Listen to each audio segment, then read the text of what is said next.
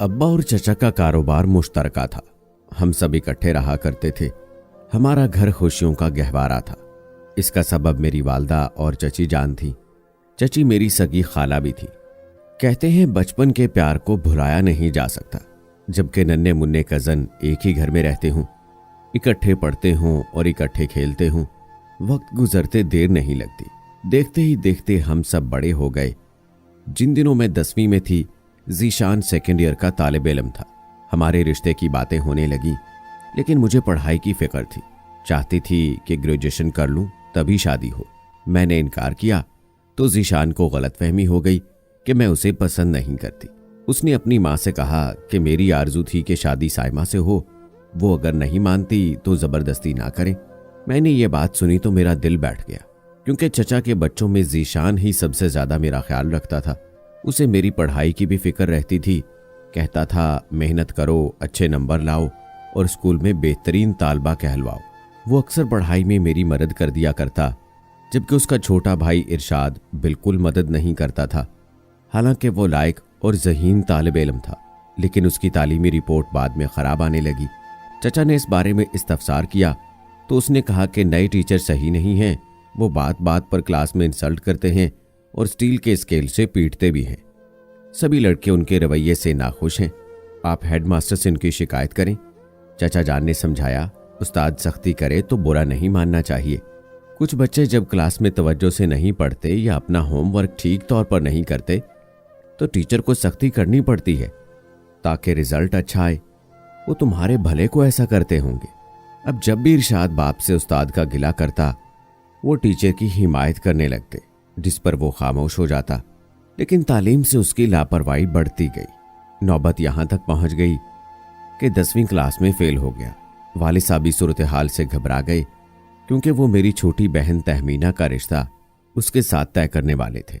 Result आया तो चचा जान ने इरशाद की खूब पिटाई की, लेकिन किसी ने यह जानने की कोशिश नहीं की कि आखिर वो क्यों नए टीचर से इस कदर बराफरोख्ता हो गया है कि हर वक्त उसका गिला करता है और स्कूल छोड़ने की धमकियां देता है। टीचर के बाद जब आपने भी सख्ती की और पाबंदियां लगाईं, हत्ता कि जेब खर्च भी बंद कर दिया, तो इरशाद ने स्कूल से भागना शुरू कर दिया।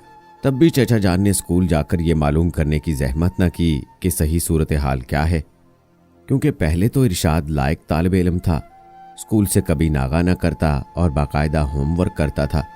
10वीं में क्यों कर मनफी सोचों का शिकार हो गया। वालिद और चचा को बिजनेस से फुर्सत न थी और इरशाद पूरी तरह एक बागी नौजवान का रूप धार चुका था। स्कूल जाना छोड़ दिया, लेकिन घर वालों को नहीं बताया। अल्लाह जाने वो ये टाइम कहाँ गुजारता था। नवीद हमारे मोहल्ले में रहता था और ये लड़का इरशाद का क्लास फेलो था। एक रोज उसकी वालदा मिलने आई तो तज़किरा किया कि 10वीं के सालाना इम्तिहान की दाखिला फीस भरनी है, कुछ रकम उधार दे दे ताकि बच्चे की फीस भर दूं, कल आखिरी तारीख है। खाला जी के कान खड़े हो गए। इरशाद घर आया तो पूछा, बेटा तुमने इम्तिहानी फीस कब भरनी है, क्योंकि कल आखिरी तारीख है। कहने लगा, जी कल आखिरी तारीख है, रकम दे दे तो भर देता हूँ। खाला ने रकम दे दी, लेकिन उसने फीस जमा कराने के बजाय जेब में रख ली। हफ्ते बाद नवीद की अम्मी रकम लौटाने आई तो बताया कि तुम्हारे लड़के ने तो स्कूल छोड़ दिया है। नवीद बता रहा था। इरशाद ने क्यों स्कूल छोड़ दिया, क्या किसी और जगह दाखिला ले लिया है? खाला जी का माथा ठनका। ये बात छुपाने वाली न थी। उन्होंने चचा जान से कहा, हेडमास्टर साहब से पता करें, क्या ये दुरुस्त है कि हमारे बेटे ने स्कूल छोड़ दिया है, जबकि घर से तो वो रोजाना तैयार होकर जाता है। चचा हेडमास्टर साहब से मिले, बात दुरुस्त थी। उन्हें बेहद गुस्सा आया। आओ देखा ना ताओ, घर आकर इरशाद की खूब पिटाई की, जिस पर वो घर से ही मुतनफर हो गया। अब वो तमाम वक्त घर से बाहर गुजारता। चचा बेइज्जती करते, उस पर असर ना होता।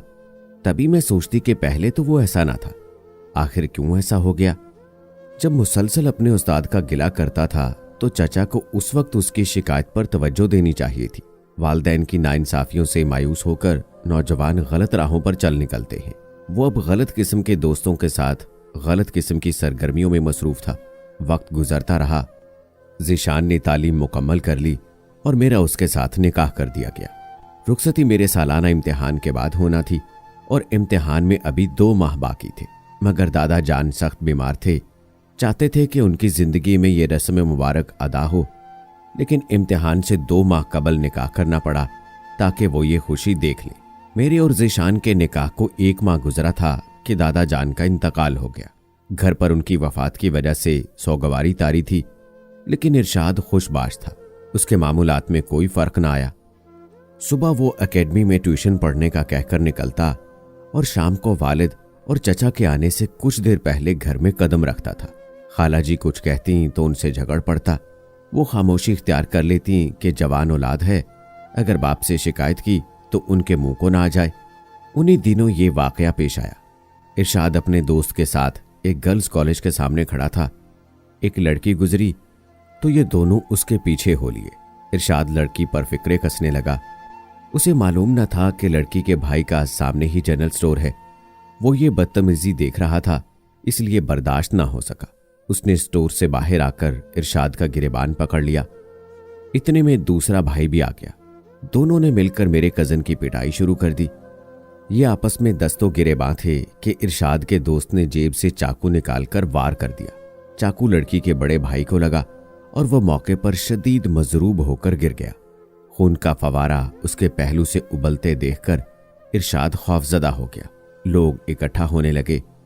वो वहां से सरपट भाग निकला और अपने एक दोस्त के घर जाकर छुप गया। जिस दोस्त ने चाकू मारा था वो भी भाग निकला। बदकिस्मती से मजरूब शख्स अस्पताल जाने से पहले ही दम तोड़ गया। उसके वालिद ने पुलिस में रिपोर्ट दर्ज करा दी। उधर दोस्त ने भी कह दिया कि अब मैं ज्यादा दिन तुम्हें अपने घर पनाह नहीं दे सकता। अगर मेरे वालिद साहब को इल्म हो गया कि तुम्हारी वजह से कत्ल हुआ है, वो मुझे भी घर से निकाल देंगे। हम इरशाद के लिए परेशान थे और चचा उसकी गुमशुदगी की वजह से नीम जान हो रहे थे कि वो अचानक घर आ गया। जल्द ही पुलिस उसे तलाश करती घर आ पहुंची। चचा इस वाक़े से हवास बाख्ता हो गए। वालिद साहब ने पुलिस को हर तरह की जमानत देना चाहिए, लेकिन वो ना माने और इरशाद को पकड़ कर ले गए। जब औलाद से ऐसी हरकत सरजद हो जाए, वालिदैन के लिए ये घड़ी क़यामत से कम नहीं होती। इज्जत के साथ सारी जिंदगी की जमा पूंजी भी दाव पर लग जाती है। वालिद और चचा ने दौलत को पानी की तरह बहा दिया। यूं इरशाद की जान तो बच गई, मगर बरसों का जमा जमाया कारोबार इस अलमनाक वाक़े की नजर हो गया। मकतूल के वरसा को सुलानामे के एवज भारी रकम देनी पड़ी, तब केस खारिज हुआ। इसके बाद चचा जान सदमे से घर बैठ गए। अब्बा ने बचा खुचा कारोबार संभाल तो लिया, मगर वो पहले जैसी बात ना रही। बस हम इरशाद की वजह से कौड़ी कौड़ी को मोहताज होने से बाल बाल बच गए। वालिद साहब की अच्छी साख मार्केट में काम आ गई।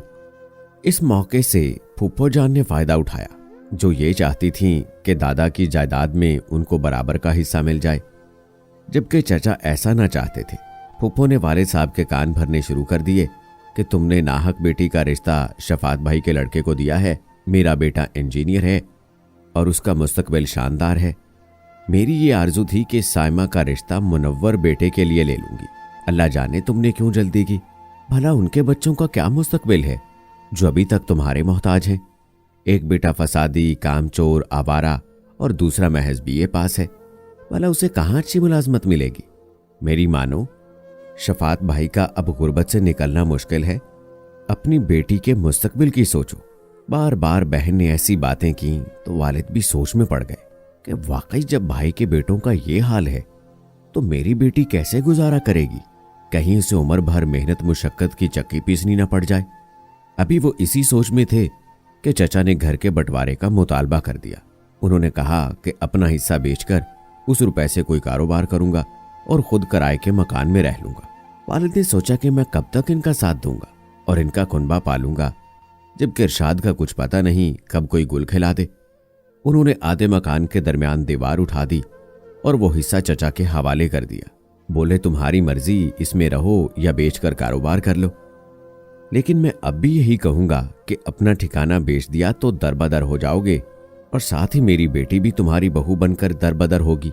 उधर उन्होंने आधा घर भाई को दिया, उधर वालदा के कान खाने लगे कि ये मुफलिस हो गए हैं, हमारी बेटी क्यों कर खुश रह सकेगी। क्यों ना हम आपा संजीला की बात मान लें। उनका बेटा लायक फायक है और यूनिवर्सिटी में टॉप किया है। वो सच कहती हैं, महज एक बीए पास से लायक इंजीनियर का मुस्तकबिल ज्यादा रोशन है। बहन अपना हक मांगती है तो ये कौन सी गलत बात है। इसका शरई हक है, लेकिन शफात भाई को ये हक भी आपा को देना मंजूर नहीं। उन पर तभी ये मुसीबत आई है। अम्मी के दिल में खाला जी का प्यार था। वो रिश्ता तोड़ने पर राजी न थी। कहती थीं, अच्छे बुरे दिन आते जाते रहते हैं, इस पर खूनी रिश्ते नहीं टूट जाते। और अब तो साइमा और जीशान का निकाह भी हो चुका है, मंगनी नहीं कि तोड़ दें। ऐसी बात मत सोचो, बेटी की जो किस्मत में है वो उसे मिलकर रहेगा। वालदा की बातों पर अब्बा जान ने ध्यान न दिया। यही कहते थे कि भाई निकाह हुआ है, रुखसती तो नहीं हुई ना। शफात भाई है तो संजीला आपा मेरी बहन है। भाई का लड़का ना सही, बहन का सही, रिश्ता गैरों में तो नहीं जा रहा। अब्बा जान की नीयत बदल गई थी। फूफा काफी अमीर आदमी थे और भाई अब मतलब गरीब हो चुका था। चचा के घर में मुफलिसी ने डेरे डाल दिए थे। उधर इरशाद हमारे खानदान के लिए मुसलसल एक जीता जागता खतरे का निशान बन चुका था, जिसकी वजह से डर था कि कोई दूसरी मुसीबत ना आ जाए। हर कोई चचा से मुंह फेरने लगा। बिलाखिर वाले साहब ने फैसला कर लिया और चचा से कहा कि वो जीशान से साइमा की तलाक चाहते हैं। जब अम्मी ने यह सुना तो दिल थाम लिया और मेरा तो गम से बुरा हाल था। हरगिज मैं चचा और जीशान से रिश्ता खत्म न करना चाहती थी, इस वजह से कि वो गरीब हो गए थे। मुझे जीशान से मोहब्बत थी और बाशऊर होते ही हमारे दिलों में एक दूसरे के लिए इतना प्यार रासख हो गया था कि अब उसका महव कर देना महाल था। चाचा ने घर फरोख्त करने की बात की तो फुफ्फो ने वालिद से कहा, जितनी रकम मांगते हैं उन्हें मैं अदा कर देती हूँ और मकान तुम्हारी बेटी के नाम कर देती हूँ, बशर्त ये कि साइमा को तलाक दे दें, फिर मैं उसे अपनी बहू बना लूंगी। वालिद को ये सौदा भी बुरा न लगा। वो चाहते न थे कि उनकी रहाइश के आधे हिस्से में गैर लोग आकर बस जाएं। उन्होंने फुफ्फो से रुपया लेकर चचा को दिया और आधा मकान मेरे नाम करा लिया। इसके बाद ही जीशान पर खुला का मुकदमा मेरी जानिब से दायर करने के लिए वकील से मिले। अम्मी ने खाला जी को फोन करके बताया। वो हमारे घर आई और वालिद साहब से कहा, भाई साहब आप अदालत जाने की तकलीफ ना करें, हम खुद ही साइमा को आज़ाद किए देते हैं। मैं जीशान को राजी करती हूँ कि वो तलाक के कागजात पर दस्तखत कर दे। हमें थोड़ी सी मोहलत दे दीजिए। मैं इन हालात से बेहद परेशान थी। अब्बा से क्या कहती, वो पूरी तरह फुफ्फो की मुट्ठी में आ चुके थे, किसी की सुनते ही न थे। उनका ख्याल था कि बहन को राजी कर लेंगे तो बहनोई उनके गिरते कारोबार को संभाला दे देगा। हैरान थी कि इंसान जब कारोबारी अंदाज में सोचने लगता है तो वो कितना बेरहम हो जाता है कि उसे अपनी औलाद की खुशी के बर्बाद हो जाने का भी एहसास नहीं होता। सोच सोच कर मैं पागल होती जा रही थी।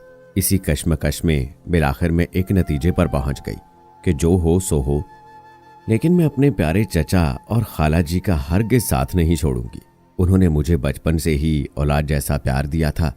ये अनमोल प्यार ऐसा न था कि पल भर में मिट जाता। एक शाम मैंने अपना बैग उठाया और घर से निकलकर चचा के घर चली गई, जो उन्होंने हमारे मोहल्ले से थोड़े फासले पर किराए पर लिया था। दस्तक पर चचा ने दरवाजा खोला। वो ये देखकर हैरान रह गए कि मैं शाम के अंधेरे में एक छोटा सा बैग लिए दरवाजे पर मौजूद हूँ। बेटी अंदर आ जाओ, खैरियत तो है साइमा? तुम कैसे इस वक्त अकेली आ गई? मैं हमेशा के लिए आ गई हूँ चचा जान, क्योंकि अब्बा जान मेरी और जीशान की तलाक के दरपे हो चुके हैं। वो मुझे फुफ्फो की बहू बनाना चाहते हैं और ये मुझे हरगिज मंजूर नहीं है। ये कहकर मैं फूट फूट कर रोने लगी। खाला जी ने गले लगाया, लेकिन मेरा रो रो कर बुरा हाल था। कुछ देर चचा चची दोनों समझाते रहे कि बेटी तुम्हें इस तरह घर से नहीं आना चाहिए था, बेहतर है कि वापस चली जाओ। लेकिन मैं अड़ गई और घर लौट जाने से इनकार कर दिया। जीशान ने वालिद की मिन्नत की कि अब्बा जी आप इसे वापस ना भेजिए, ये हम सब की इज्जत है। ताया जी का घर हो या हमारा, दोनों घर इसी के हैं। आप ताया जी से खुद बात कीजिए और बताइए कि आपकी बेटी अपनी मर्जी से हमारे घर आ गई है और अब वापस आपके घर जाना नहीं चाहती। वो आपके भाई हैं और ये मेरी मनकूहा है। बातचीत से इस मसले को हल करने की कोशिश कीजिए। खाला जी ने भी यही राय दी कि जो होगा देखा जाएगा, लेकिन अब मैं अपनी बहू को जुदा नहीं करूंगी। उधर अम्मी अब्बू परेशान थे कि मैं कहाँ चली गई। तभी चचा का फोन आ गया कि साइमा हमारे घर है, परेशान ना हो, मैं और सफिया अभी पहुंच रहे हैं। चचा और खाला जी अब्बा जान के घर गए। वो उनको देखकर आग बगूला हो गए कि तुमने मेरी बेटी को मेरी मर्जी के खिलाफ क्यों घर में रख लिया है, इसे साथ लेकर क्यों नहीं आए? वो बोले साइमा आने पर राजी ना थी तो जबरदस्ती कैसे लाते, आप खुद चलकर उसे समझाएं। आपके साथ आना चाहेगी तो हम नहीं रोकेंगे। अम्मी ने इस नाजुक मौके पर अपने देवर और बहन का साथ दिया। शौहर को भी समझाया कि दौलत ही सब कुछ नहीं, असल अहमियत रिश्तों की है। बड़ी मुश्किल से अब्बू माने कुछ अरसे मुझसे नाराज रहे, लेकिन फिर माफ कर दिया। मेरी शादी के बाद जीशान को मुलाजमत मिल गई और वक्त के साथ साथ हालात दुरुस्त होने लगे। वालिद साहब ने दोबारा चचा को बिजनेस में शामिल कर लिया। फूफो को रकम लौटाकर मकान में जो हिस्सा बनता था अदा करके घर वागुजार करा लिया। मैं और जीशान दोनों भाइयों के दरमियान मोहब्बत का पुल बन गए और हम अपने वालिद के घर के करीब वापस आ गए। अल्लाह ताला ने चचा और खाला जी की दुआएं कबूल कर ली। फिर इरशाद को भी अकल आ गई। उसने एहसास कर लिया कि उसकी वजह से हम सब पर कितनी मुश्किलात आई थी। इरशाद ने उसके बाद अपने आप को सुधार लिया और दुकान पर बैठने लगा। उसने आवारागर्दी छोड़ दी। उसे सबक मिल गया कि बुरी सोहबत और बुरे दोस्त तबाही के रास्ते पर ले जाते हैं। आज वो माँ बाप का ताबेदार बेटा है। वालिद और चचा के साथ कारोबार में शरीक है। वालिद साहब ने मेरी छोटी बहन से उसकी शादी कर दी है। शादी के बाद से उसने आज तक किसी को शिकायत का मौका नहीं दिया। एक इंसानी जान जाने का उसे भी दुख है और इस खता के बदले मकतूल के वारिसों को उसके वालिद ने जो सरमाया नजर किया था उसका भी उसे बेहद एहसास है। तो दोस्तों, ये थी एक इंतहाई सबक आमूज कहानी। इस कहानी से आपने क्या सबक सीखा कमेंट बॉक्स में मुझे जरूर बताएं। मिलते हैं अगली वीडियो में, तब तक के लिए अल्लाह हाफिज।